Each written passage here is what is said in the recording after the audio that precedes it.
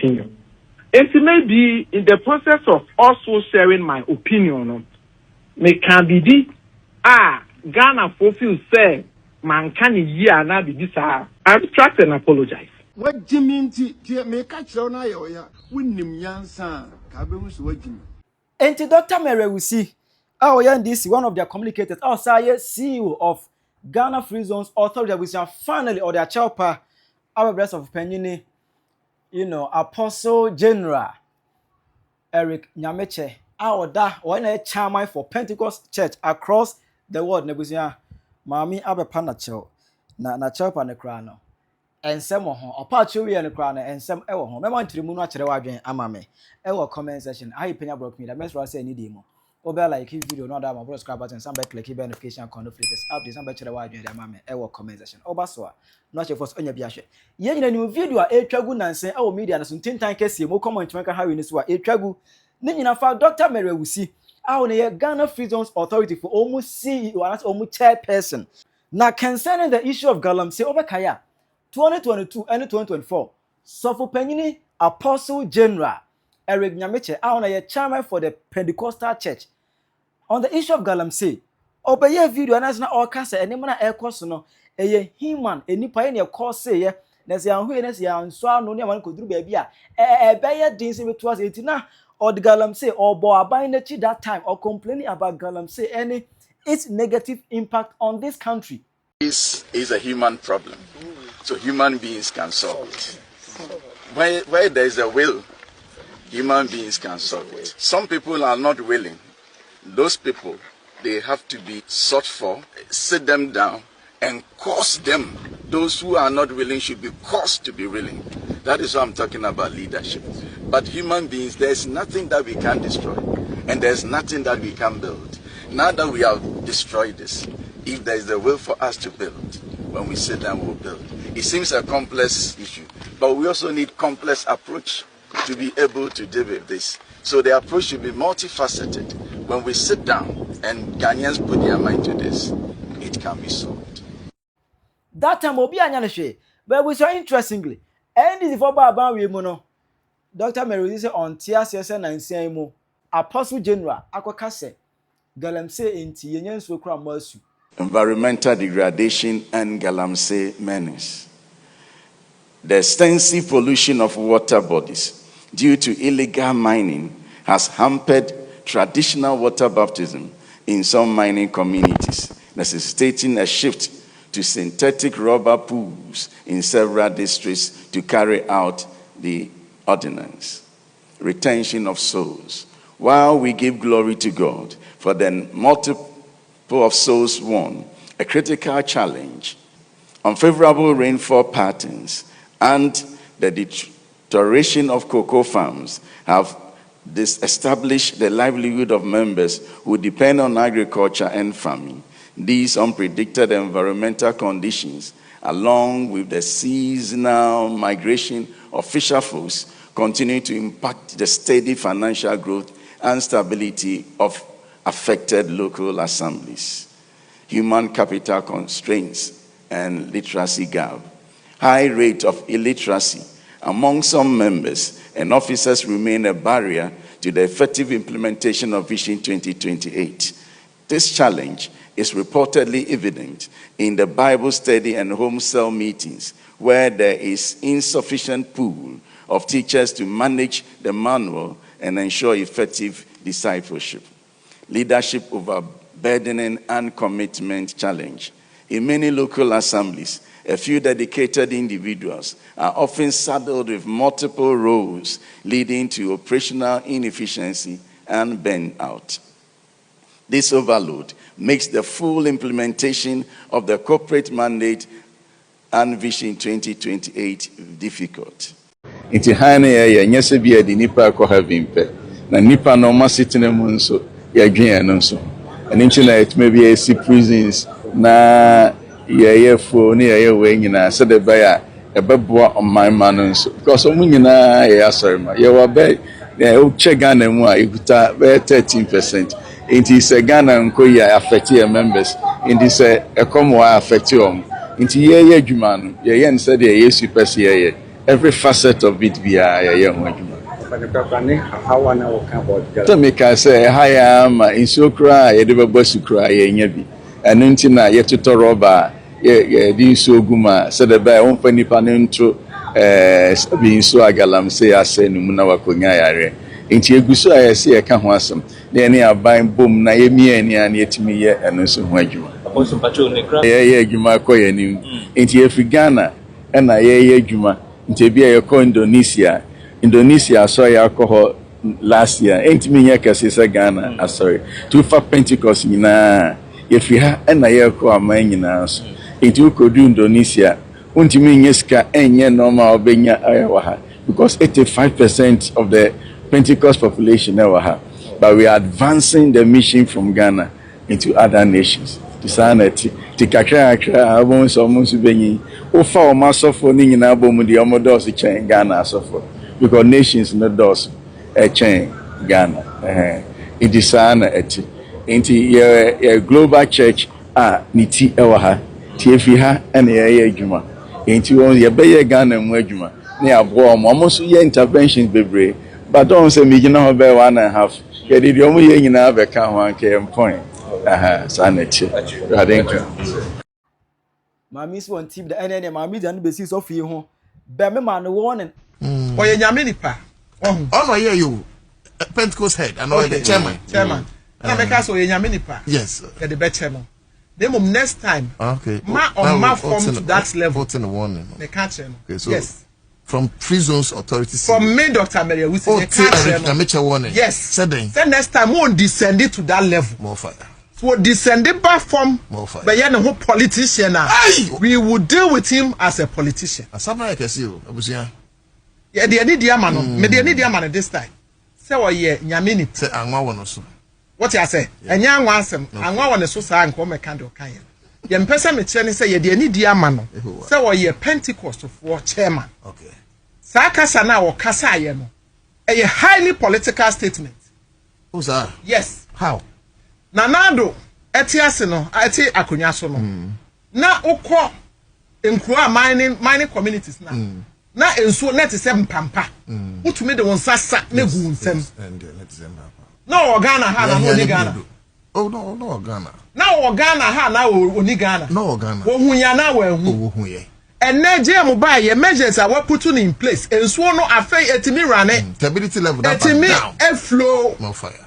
Eti won't mean na ho nka nche se wo difference ebia wo ensuo ne mu ensuo na ni ate enflow se na nado time na ensuo no enflow eti se wo ye sofo na se asem a da ho a ye nokre wo se wo beyi wa sofo ntade ato ho afa political dress ahye political lens akasa next time you be treated as a politician this time you the best pen yes no ohwe so ni sofo djuma se na nado tena so a na ensuo ntimi enflow na enso ntimi rane na wontumi ehye forest no mu ese Ghana no se wose wo ehu na enso na ni ti no e no ba be kasa statement ni ya the better no for this time yes no oni ni sofosem onjai politics na ye nye politics unless it's person to join politics o ma ye hunu if he wants to join politics he should let us know next time then we deal with him as a politician but today ye be man no say wo ye sofo Dr. Mary Ewusi. Emma, minipa mi blame no, that particular host.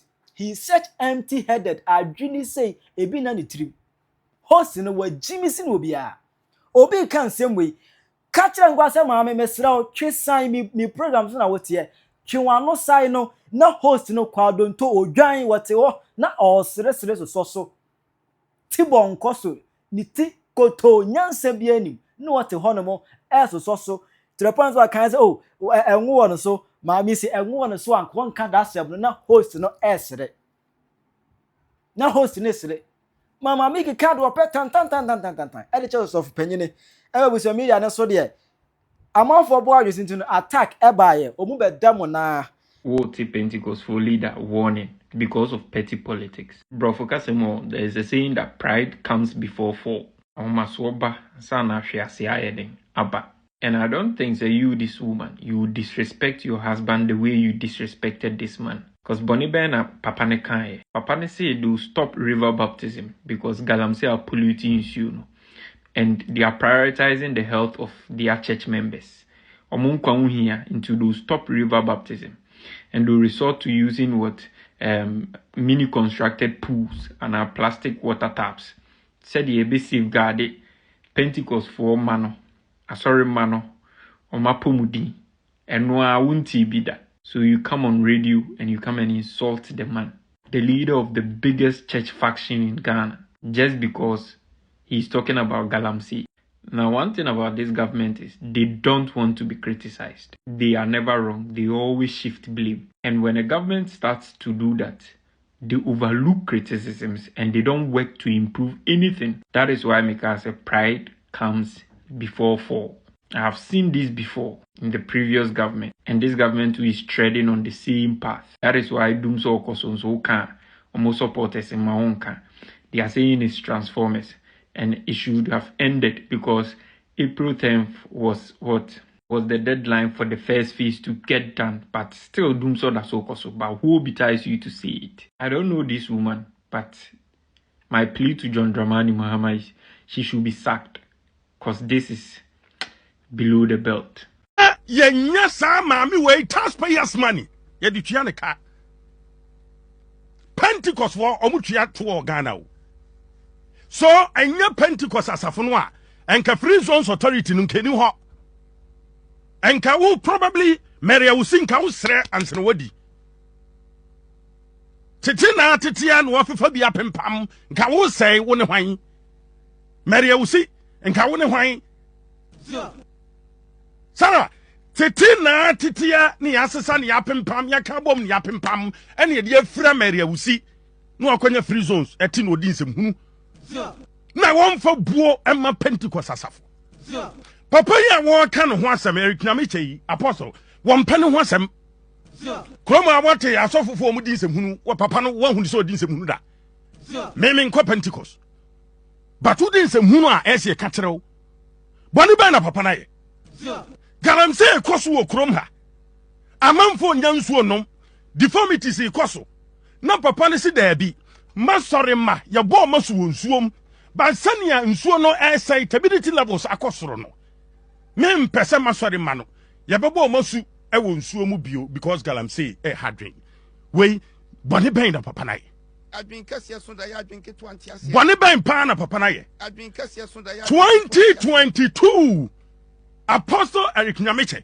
was worried to worry boot na edukwa for me wo ko gina nsuo ho ka Galamsey ho asem MPP ni bi say wo sori etia ne say we will come after you when na chere the difference between MPP and NDC NDC for no omumu ade o say ba ifu o say de omumu ade omo ntia asem ase omo nkenkan they do things with impunity omo ni mo dwe and this nonsense say twaso Sansem hunu ne nkwasi asem no esi etwa so that means amude mama mu no sofo na beka sa him journalist na beka sa him social commentator him one dan ni jatabide yen kamasem enka nyame nipa no nkoka den say agina sorry dan ka Williams mu ntimi nka no madwane akote na wonu nyane nkote na wapia ne bone ben why antie Pentecost asori na wo di agoro no omunya ni pakuma wo se wonim Pentecost population say nyabotre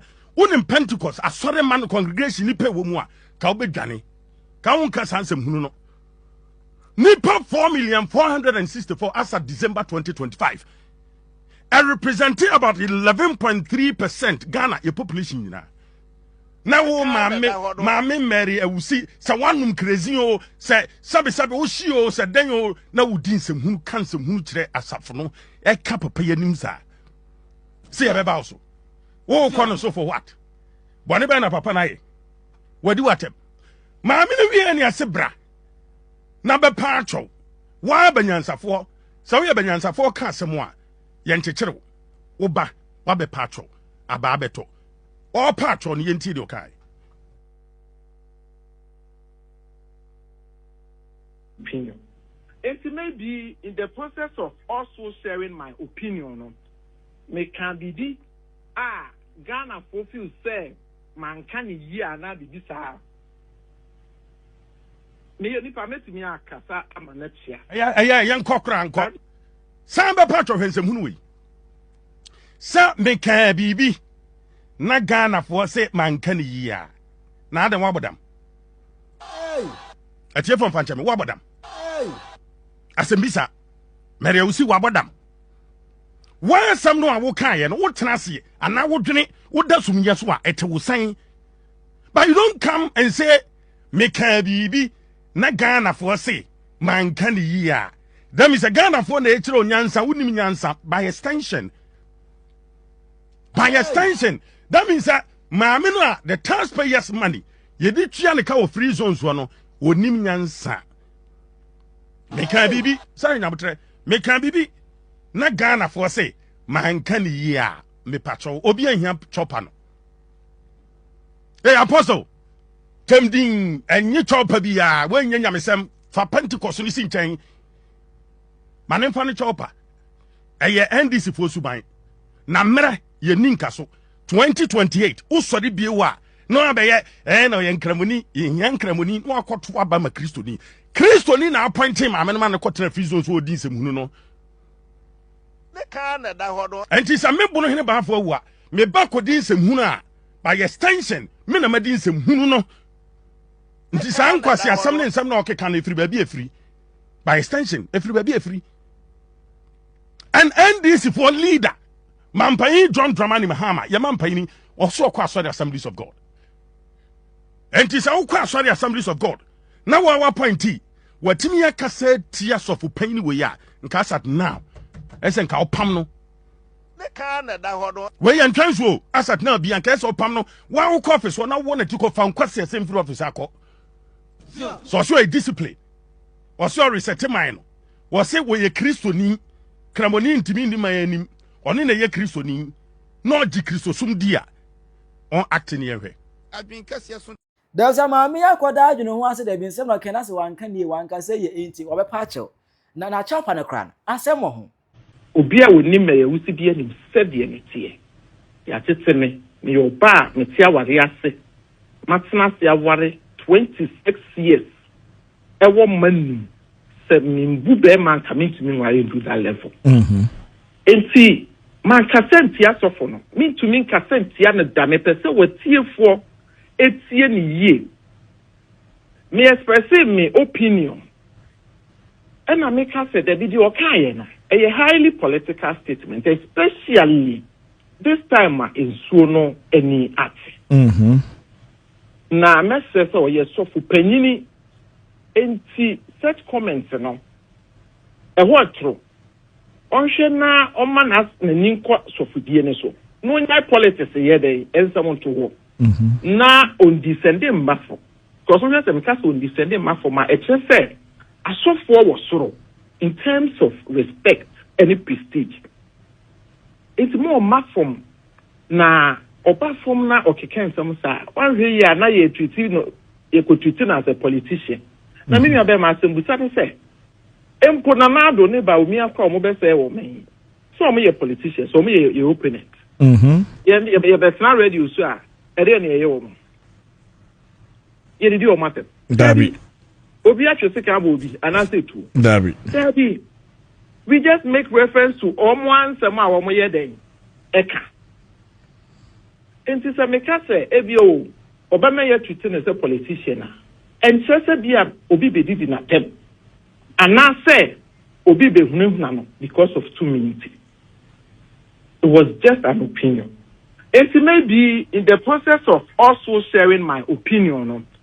Me can be Ghana fulfill say man can year na be this me you permit me akasa amanachia. I abstract and apologize.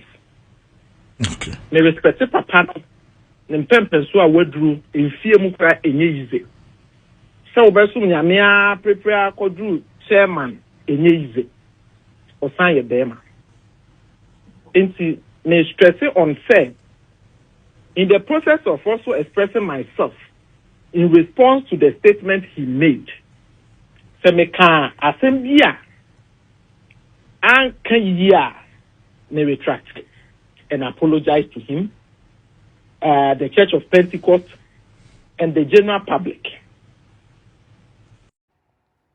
Utia Chairman Mamiba Edibe ya. Oh no, enuhunim. There's no a sense of remorse. Enuhu bi enim. So I can say na me chire ma adwen na wo ho na ana se me kan kasa bi na ahawa. Wunim se o kasa kan na ha no.